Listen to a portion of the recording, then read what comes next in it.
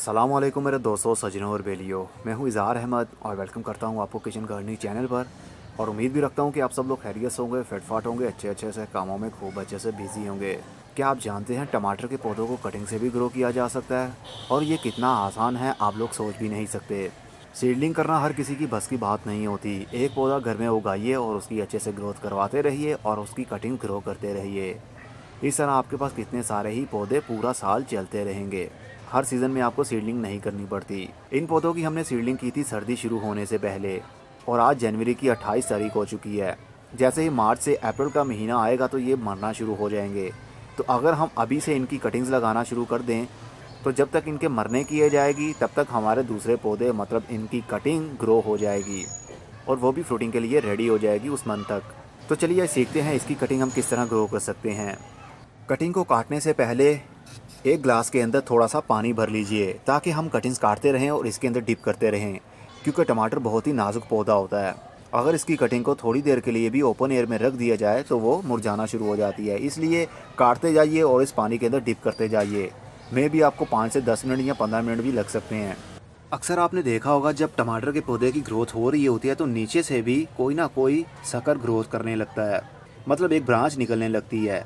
तो एक्सपर्ट कहते हैं उस ब्रांच को काट देना चाहिए। जो नीचे से ब्रांच निकलती हो उसको ग्रोथ नहीं करवानी चाहिए, नहीं तो वो ऊपर वाले पौधे की पावर सक कर लेता है। इसलिए इसको बोलते हैं सकर, मतलब पावर को सक करने वाला। तो हम सकर को ऐसा कटिंग भी ग्रो कर सकते हैं।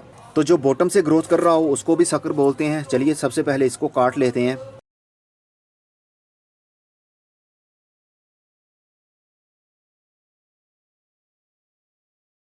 और इसको पानी के अंदर डिप कर देते हैं।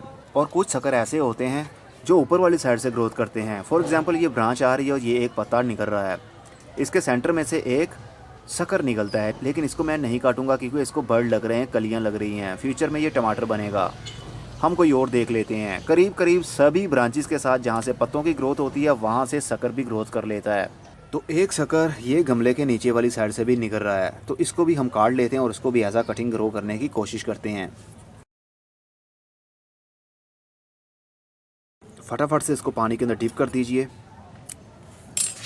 तो ये रहे हमारे वो सकर्स, मतलब छोटे छोटे प्लांट जिसको हम ऐसा कटिंग ग्रो करने वाले हैं। एक को अभी बडिंग शुरू हो रही थी, ये देख सकते हैं छोटे छोटे से कलियां इसको लगना शुरू हो रही थी। हम इनको कलियों को रिमूव कर देंगे क्योंकि अगर इसको नहीं उतारते तो ये पौधे की पावर को सक करने की कोशिश करेगा। अब हम इसको फटाफट से मिट्टी के अंदर लगा देते हैं। इसके पत्ते काटने की ज़रूरत नहीं है क्योंकि इसके पत्तों के अंदर भी मॉइस्चर है और इसकी ब्रांच के अंदर भी मॉइस्चर है, इसलिए हमें काटने की ज़रूरत नहीं है। इस गमले के अंदर 50% कोकोपीट और 50% मिट्टी मैंने मिक्स करके रखी है। इसके अंदर हम इसको लगा देते हैं करीब 2 से 3 इंच मिट्टी के अंदर और ऊपर से पटकेंगे इसको ताकि एयर पॉकेट्स ख़त्म हो जाएं। हल्का सा दबा दीजिए और फिर पानी दे दीजिए। इसी तरह हम दूसरे वाले को भी लगा लेते हैं।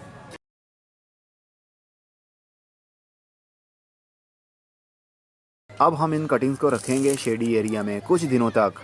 जैसे ही एक हफ्ते के अंदर इनकी ग्रोथ शुरू होती है, मतलब ऊपर से लगे कि पत्ते ग्रोथ में आ रहे हैं, तो इनको थोड़ी सी धूप भी दे सकते हैं, लेकिन फुल धूप में अभी नहीं रखना जब तक कि इनकी रूटिंग अच्छे तरीके से शुरू ना हो जाए।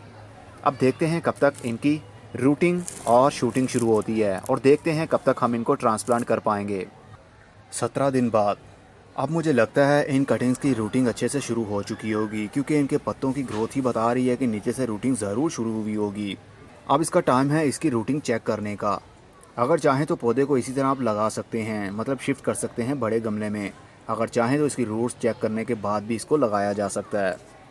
और एक कटिंग जो मैंने वीडियो के अंदर शो नहीं की थी उसी दिन लगाई थी जिस दिन ये वाली कटिंग्स लगाई थी। एक कटिंग मैंने पानी के अंदर लगा दी थी, उसकी रूटिंग देखिए कितनी ज़बरदस्त तरीके से शुरू हो चुकी है। इसके ऊपर मैं सेपरेट वीडियो बना रहा हूँ कि किस टाइप की कटिंग्स हमने लगानी है पानी के अंदर ताकि उसकी रूटिंग अच्छे से शुरू हो सके। वो भी जल्दी ही आपको देखने में मिलेगी। ये पौधा भी हमारा कंप्लीट हो चुका है। अगर चाहें तो इसको भी हम मिट्टी के अंदर शिफ्ट कर सकते हैं क्योंकि रूटिंग अच्छे से शुरू है। तो चलिए इसकी रूटिंग चेक करते हैं। बॉटम होल से अभी कोई भी रूट बाहर नहीं निकली है क्योंकि 17 दिन हुए हैं अभी। तो ये देखिए 17 दिन का ये रिज़ल्ट कितना कमाल का है ना। वाइट वाइट सी रूट्स, इसका एक जाल सा लगा हुआ है मिट्टी के अंदर। ये बहुत ही अच्छी ग्रोथ की निशानी होती है। मतलब हमने कटिंग से भी एक पौधा बना डाला, और जब ये बड़ा हो जाएगा और इसका भी इसी तरह हम शक्कर लेंगे जिस तरह ये वाला हमने काट के लगाया था, और उसका भी हम फर्दर पौधा बना सकेंगे। कटिंग्स लगाते रहिए, पौधों को डिवाइड करते रहिए, आपके पास पूरा साल टमाटर ख़त्म नहीं होने वाले। अगर चाहें तो अब इसको हम बड़े गमलों के अंदर भी शिफ्ट कर सकते हैं, लेकिन मैं इसको अभी नहीं करूँगा क्योंकि ऑलरेडी मेरे पास बड़े गमलों के अंदर पौधे लगे हुए हैं। फ़िलहाल के लिए मैं इसको इसी के अंदर लगा रहने दूँगा। और दूसरे वाली की भी चेक करते हैं। इसकी ग्रोथ थोड़ी सी स्लो है, लेकिन इसको बडिंग शुरू हो चुकी है, मतलब टमाटर बनना शुरू हो चुके हैं। इसको फूल लग रहे हैं, मे भी ये खिल जाएं और मे भी ये ना खिलें, क्योंकि जो हमने पौधा उतारा था इसकी लाइफ इसके मदर प्लांट की लाइफ जितनी ही है। मतलब उसकी लाइफ 4 या 5 महीने है, तो इसकी लाइफ भी 4 या 5 महीने ही थी, क्योंकि जब हमने कटिंग काटी थी तो पौधे के साथ से काटी थी और उस वक्त उसकी उम्र 4 या 5 महीने थी। तो ये भी 4 या 5 महीने के हिसाब से ही ग्रोथ कर रहा है, इसलिए इसको छोटे से को ही अच्छे से फ्लावरिंग शुरू हो चुकी है, कलियां लगना शुरू हो चुकी हैं जो फ्यूचर में खिल भी सकती हैं। लेकिन ऐसा करना अच्छी बात नहीं होगी क्योंकि पौधे की हाइट काफ़ी छोटी है, इसलिए हम इसको पिंच कर देंगे, तोड़ देंगे, ताकि पौधे की पावर उसको लंबा चौड़ा करने में लगे, ना कि उसके फ्रूटिंग साइज़ पर। अगर हमने इसका फ्रूट ना तोड़ा तो इसका साइज़ पौधे का इतना ही रह जाएगा। ये देखिए दूसरे वाले को भी कलियां लगना शुरू हो चुकी हैं। एनीवे, इसको हम खोलते हैं अब। तो इसकी रूटिंग भी बहुत अच्छे तरीके से शुरू हो चुकी है। वाइट कलर की रूट, इसकी ग्रोथ भी अच्छे से चली। इसको भी अभी मैं इसी पॉट के अंदर लगा देता हूँ। जब मैं चाहूँगा तो इसको बड़े गमलों में शिफ्ट कर दूँगा। मैंने काफ़ी सारी कटिंग्स और भी लगाई हैं, चलिए दिखाता हूँ। कुछ कटिंग मैंने इस प्लास्टिक के पॉट के अंदर भी लगा दी थी। इनकी भी ग्रोथ शुरू हो चुकी है। 1 2 3 4 5 और 6 कटिंग्स है, 6 की ही ग्रोथ हो रही है। इस वाले के नीचे मैंने एक पत्ता इसलिए रख दिया था क्योंकि इसका पत्ता पौधे का मतलब कटिंग का पत्ता मिट्टी के साथ टच हो रहा था, और टच होने की वजह से पानी भी लगता, जिसकी वजह से फंगस लग सकता था। इसलिए मैंने बीच में एक ड्राई लीव रख दिया था ताकि मॉइस्चर इस पत्ते तक ना पहुंच पाए। और इसके अलावा और भी काफ़ी कटिंग मैंने लगाई हैं, ये देख सकते हैं। ये भी कटिंग, ये भी, कितनी सारी कटिंग्स मैंने लगाई हुई हैं।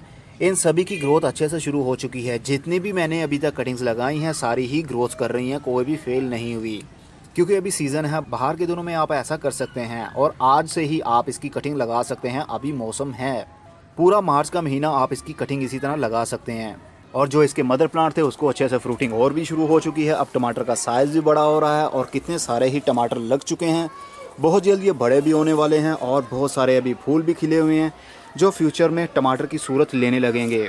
ये गुच्छा बहुत ही छोटा सा था, अभी टमाटर नहीं बने थे, और ये भी। तो अगर आप चाहें तो अभी भी इनकी कटिंग लगा सकते हैं, मतलब शक्कर को काटिए और एज आ कटिंग ग्रो कर दीजिए। बहुत ही आसान सा मेथड है, कोई भी रूटिंग हार्मोन आपको यूज़ करने की ज़रूरत नहीं है। मौसम ही इतना आइडियल है अभी तक। होपफुली आपको अच्छे से समझ लग गई होगी और आपको ये भी पता चल गया होगा हम कटिंग्स के थ्रू भी पौधों को बढ़ा सकते हैं, टमाटर के और मिर्चों को भी इसी तरह बढ़ाया जा सकता है, और कटिंग को पानी के अंदर भी लगाया जा सकता है। बहुत ही आसान तरीके हैं। अब मैं चलता हूँ, अगली वीडियो में फिर किसी नई इन्फॉर्मेशन के साथ मिलेंगे। तब तक के लिए good bye, see you and tata, और अपना बहुत सा ख्याल रखिएगा।